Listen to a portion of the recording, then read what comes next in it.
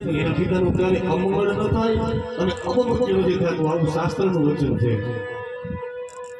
માટે તમારા ઘરે દીકરી હોય ને તો ભેગી એને બેસાડજો જમવા. દીકરીનું એટલું જમવું એનું પુણ્ય છે. તમારા ભેગા ઘરે દીકરી બેસે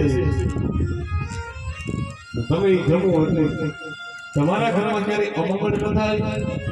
દીકરીના પિતાનું ક્યારે અહિત થતું નથી, અમંગળ થતું નથી.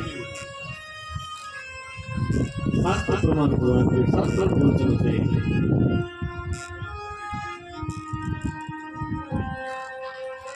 મહારાજ દશરથની આવા સુગર ઉઠ્યા, બહુ રાજી થયા છે કે ભગવાન તમારી ભેગા કીધે.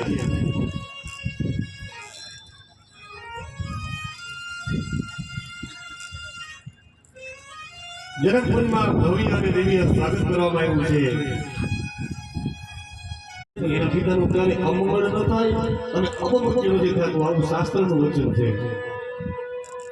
માટે તમારા ઘરે દીકરી હોય ને તો ભેગી એને બેસાડજો જમવા. દીકરીનું એટલું જમવું એનું પુણ્ય છે. તમારા ભેગા ઘરે દીકરી બેસે તમે જમો એટલે તમારા ઘરમાં ક્યારે અમંગળ ન થાય. દીકરીના પિતાનું ક્યારે અહિત થતું નથી, અમંગળ થતું નથી. શાસ્ત્ર પ્રમાણ વાત છે, શાસ્ત્રનું વચન છે.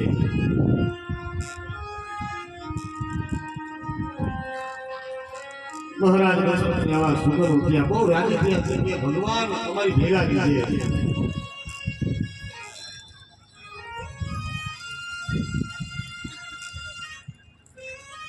જનકપુરીમાં ભવિ અને દેવીએ સ્વાગત કરવામાં આવ્યું છે.